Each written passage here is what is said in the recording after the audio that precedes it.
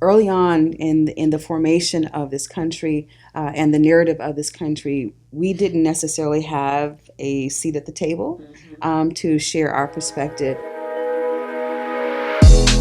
Welcome back, and thanks again for tuning into The Word on Long Beach. I'm your host, Jackie Rae. I'm very excited to introduce you to Rhonda Love and Greg Johnson. They are with Dream Creators, and they are going to make sure you can experience Juneteenth even if you are staying at home. I'm pretty excited about this. You have a virtual tour coming up, which we're definitely going to talk about all of that. But first, I just want to talk about how did you guys come together to form Dream Creators?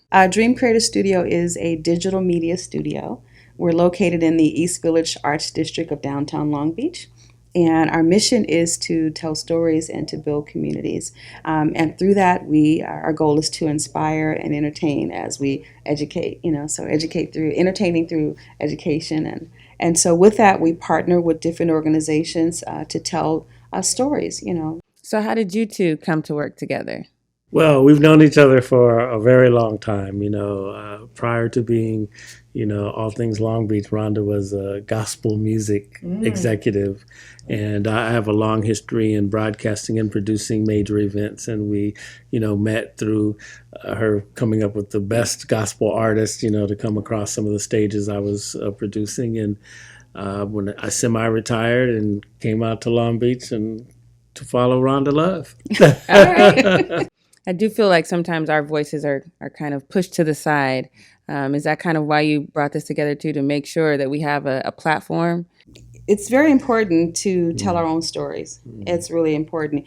And, what I think about and I reflect on is that early on in the formation of this country and the narrative of this country, we didn't necessarily have a seat at the table to share our perspective. And so we now get to go back and look at all of those, the history, and to hear different perspectives that we've never heard before. And through being able to tell those stories, we can bring those stories to life and educate people and make them aware of things that we weren't aware of before. Those histories were always there, always present. But again, in the shaping of the narrative of America, for many, many years, African Americans and other people of color didn't have very prominent seats at the table to shape those narratives. And so we get to do that through Dream Creator Studio. And that's like one of the driving forces of what we do. We love going and getting the stories and seeing people's eyes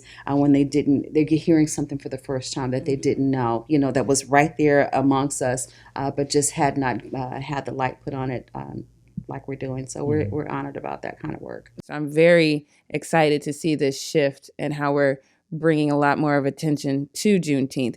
And you've done tremendous amount of research with that regard. Can you tell us a little bit about that? I of course, for many years, like many of us, I kind of knew the surface of what Juneteenth was about. Oh, it's when the slaves got freed. Okay, but why? So this project was my opportunity to really dig deep into the why, right?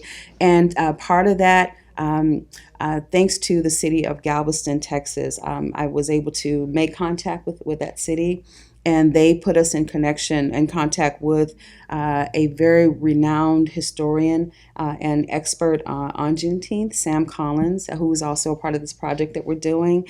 And oh my goodness, it was such an eye-opening experience with him. And one of the things he shared, he says, well, Galveston wants everybody to know that it wasn't General Granger reading Order Number 3 that set the enslaved people free, but it was the men with the guns, and it's because enslavement of human beings during that time was big business. We're told that it took 2 years for the emancipation to get there. Another myth that's dispelled, that's not true. Through archaeological digs that they've done there in Galveston, there were over 125 publications during their time where they still have the facts, where it was printed. And so the news was there. It was in the publications, right? So it wasn't that they didn't get the news on time, like everyone believes, that it took 2 years. Not true. It was there. It was in the publications. But Texas was Confederate. They didn't feel like they needed to adhere to President Lincoln's orders.